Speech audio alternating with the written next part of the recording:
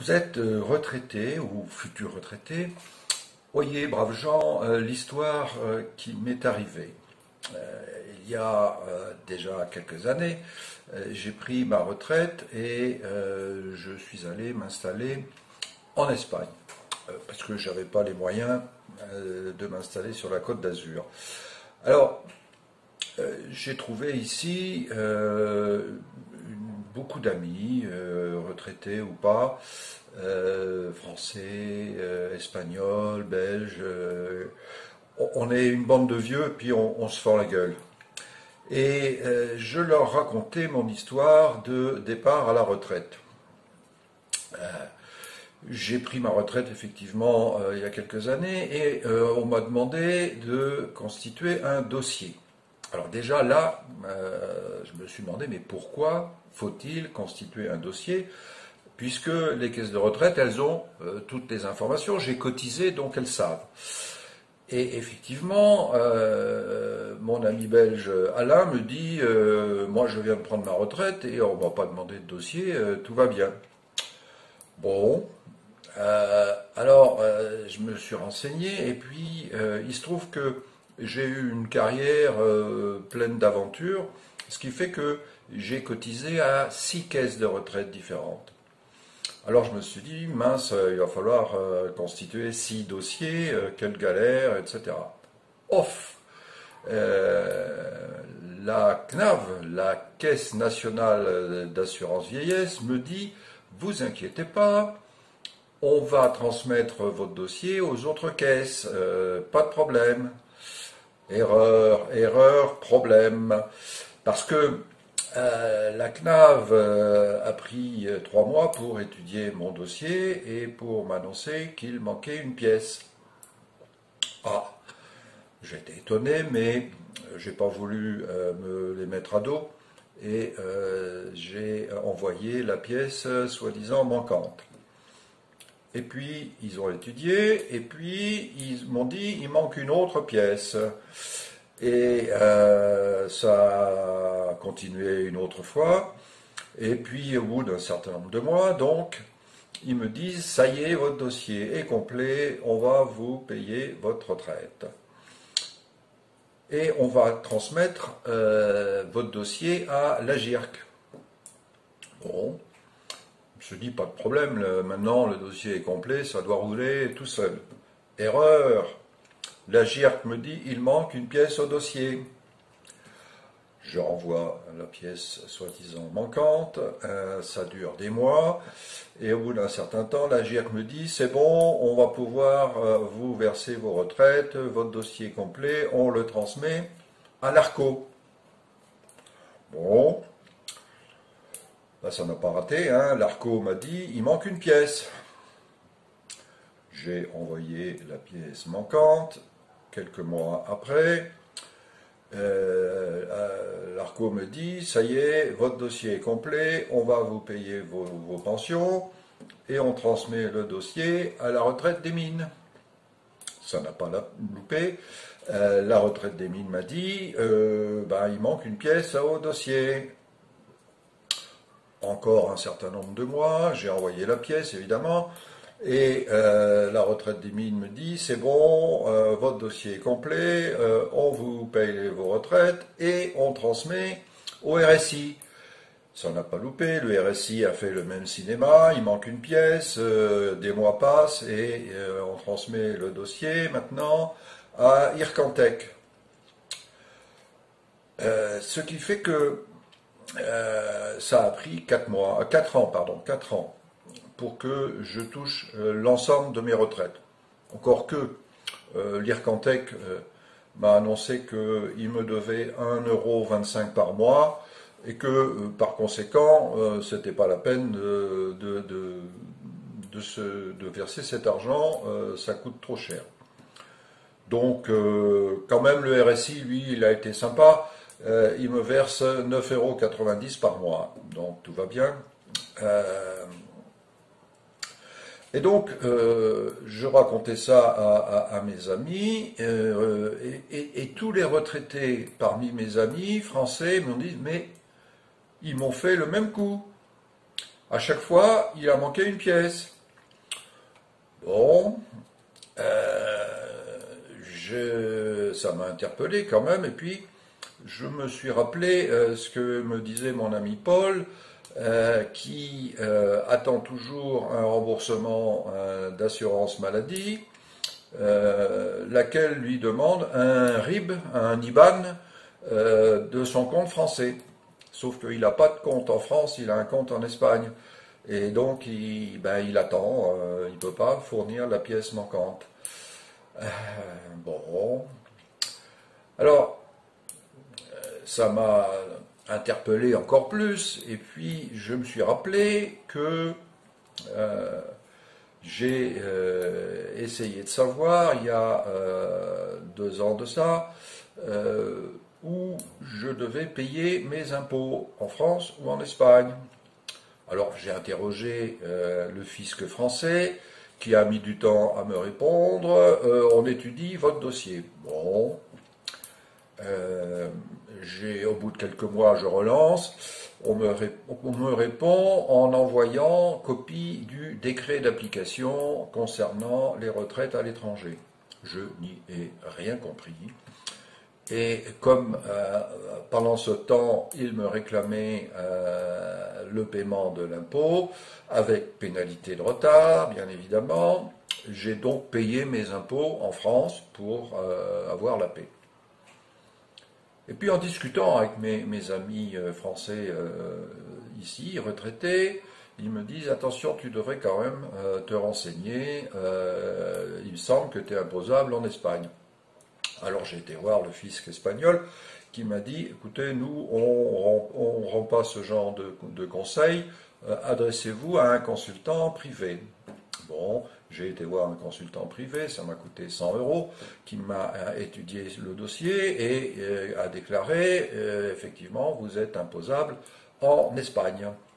Bien, bien, bien. Alors, il a fallu... parce que j'avais quand même un petit peu d'argent de côté, fort heureusement, il a fallu que je transfère de l'argent de mon compte français vers mon compte espagnol.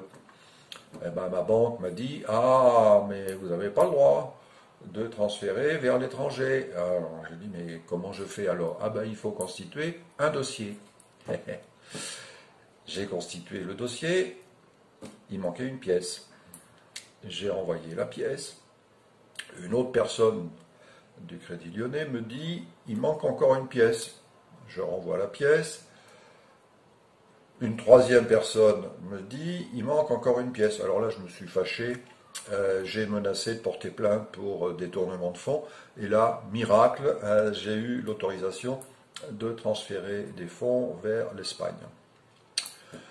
Donc, j'ai pu payer mes impôts en Espagne, avec évidemment pénalité de retard, et je me suis retourné vers le fisc français en disant, voilà, je suis finalement imposable en Espagne, j'ai payé mes impôts en Espagne, voilà le justificatif, est-ce que vous pourriez, s'il vous plaît, me rembourser les impôts que j'ai payé indûment en France? Ils m'ont répondu, on étudie votre dossier. Et effectivement, j'ai fini par être remboursé au bout de 8 mois. Alors, j'ai continué à réfléchir, je me dis, c'est quand même bizarre, il semblerait qu'il y ait un syndrome de la pièce manquante en France. Et effectivement, je me suis rappelé que quand je dirigeais une PME innovante, j'avais demandé une aide à l'innovation auprès d'Oseo, qui était l'organisme d'État chargé de favoriser l'innovation, qui s'appelle maintenant la BPI. Bon. Alors évidemment, on m'a demandé de constituer un dossier, et là, ça a été la galère. On m'a demandé pièce sur pièce, même l'IBAN que j'avais envoyé par mail, ils l'ont refusé, j'ai dû l'imprimer et l'envoyer par courrier pour que ça leur plaise. Donc ça a pris 10 mois pour que l'entreprise touche l'aide à l'innovation. Alors 10 mois, c'est trop tard en innovation, Si vous avez 6 mois d'avance sur les concurrents, c'est déjà pas mal. 10 mois, l'innovation, elle était plus innovante. Et puis j'ai continué à réfléchir sur ce fameux syndrome de la pièce manquante. Et puis je me suis rappelé que, eh bien, les délais de paiement des grandes entreprises et des grandes administrations, ça varie entre 3 et 6 mois pour les grandes entreprises et 6 mois à 1 an pour les administrations. Alors, souvent, effectivement, la pièce qu'on a envoyée, la facture, elle n'est pas bonne. Il faut en renvoyer une autre, ou bien on l'a perdue, enfin, etc. Et donc, il semblerait bien qu'il y a en France un syndrome de la pièce manquante. Alors, je ne vous parle même pas des compagnies d'assurance quand vous avez un sinistre, hein, bien évidemment, vous savez ce que c'est. Alors, quand on est en retard pour payer les impôts, par exemple, on vous applique des pénalités, mais quand eux sont en retard pour vous payer, il n'est pas question de pénalité ni même d'intérêt. Enfin, tout ceci, c'est un véritable racket organisé de la part des grands organismes financiers. Eh bien, récemment, j'ai de nouveau été victime de ce syndrome de la pièce manquante. Tous les ans, on remplit un certificat de vie pour prouver qu'on n'est pas mort et on le fait signer par la mairie de sa commune. On le scanne, on l'envoie aux caisses de retraite et comme ça, ils continuent à nous payer nos pensions. Et puis, l'année dernière, ils ont innové. Le formulaire en question, il est pré-rempli, avec vos coordonnées notamment. Et sauf que, entre-temps, moi j'ai déménagé, j'ai changé de commune. Alors, j'ai envoyé un message aux caisses de retraite, j'ai dit, mais ce serait bien de mettre à jour mon formulaire pré-rempli, parce que à la mairie de ma nouvelle commune, ça leur convient pas, c'est pas la bonne adresse. Alors, j'ai pas eu de réponse. Au bout de quelques mois, ça n'avait toujours pas changé. J'ai pris mon téléphone, j'ai appelé, et on m'a dit, bah écoutez, oui, effectivement, on a bien pris en compte votre nouvelle adresse, mais le formulaire, il est toujours avec l'ancienne.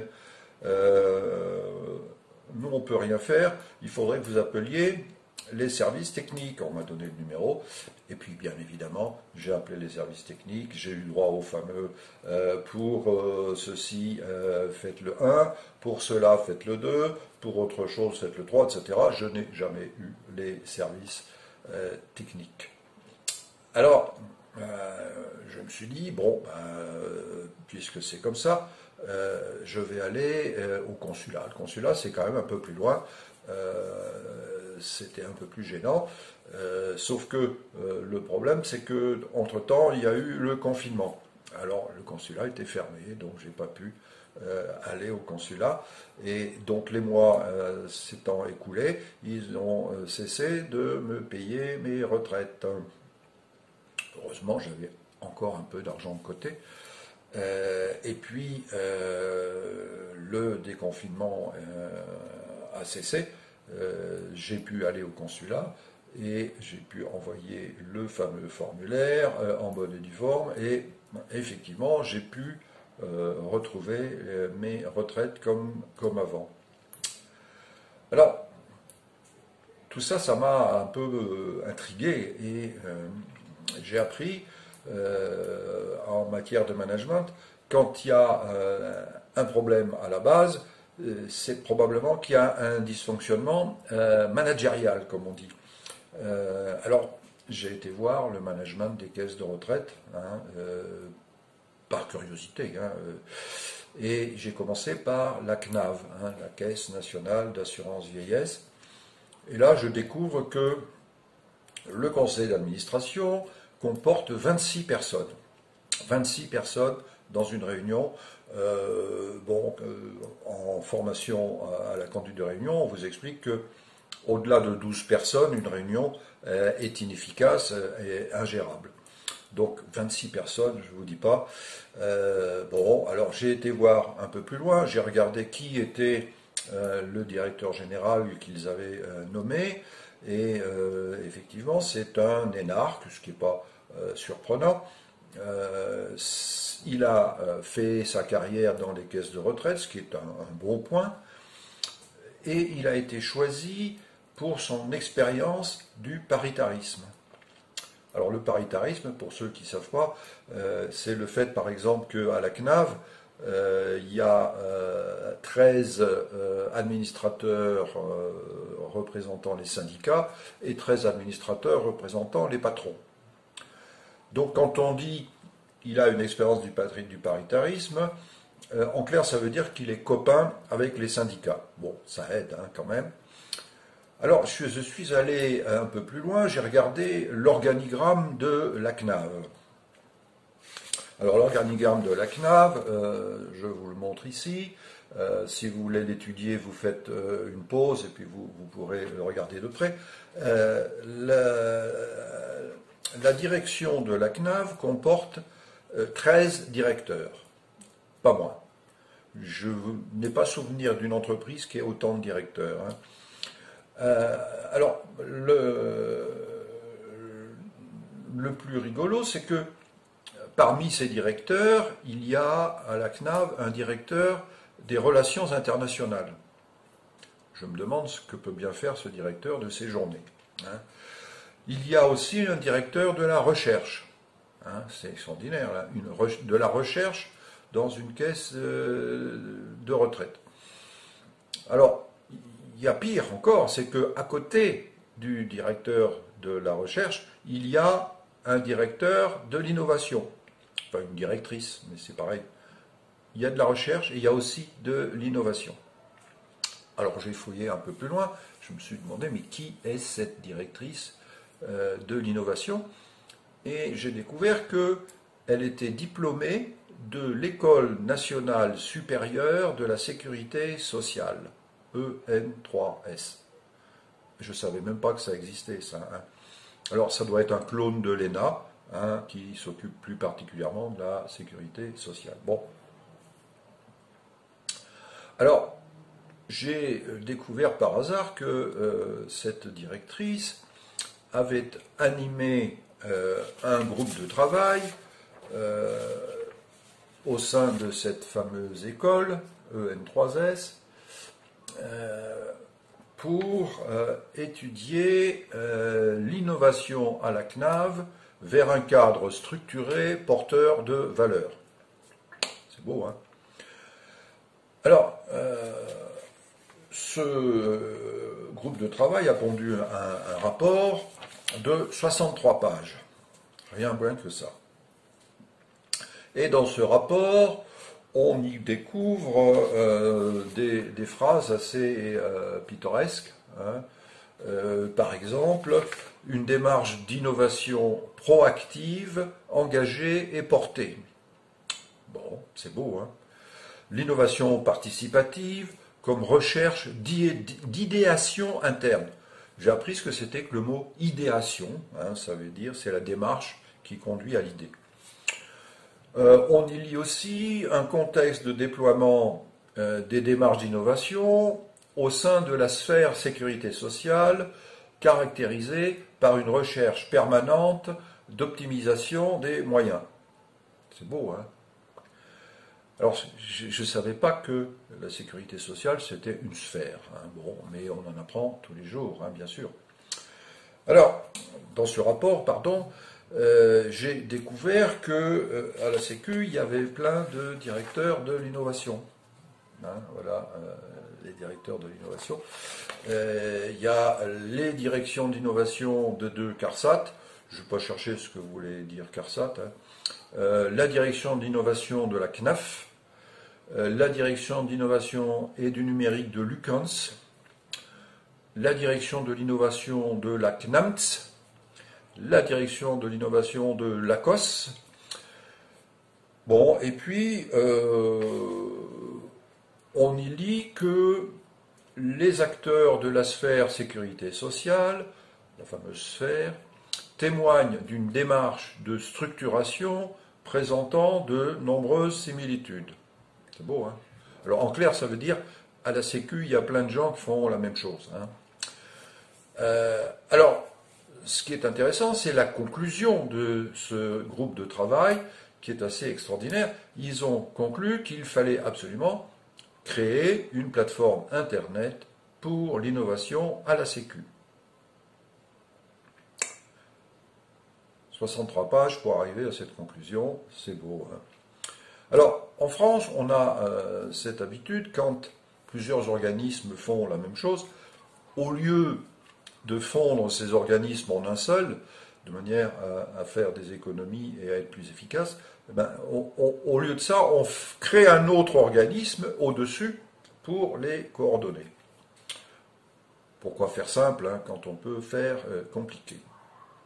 Alors, moi je voudrais demander à la directrice de l'innovation de la CNAV si elle pouvait créer un nouveau groupe de travail avec tous les directeurs de l'innovation de la sphère, tous les directeurs de la recherche, tous les directeurs des relations internationales, hein, pour aller voir ce qui se fait dans les autres pays, et de manière à étudier s'il ne pourrait pas y avoir une innovation qui permettrait d'éviter de constituer un dossier de retraite, hein.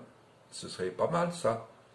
Et puis, dans la foulée, si vous pouviez aussi étudier une innovation qui permettrait de mettre à jour mon formulaire, ce serait super. Merci.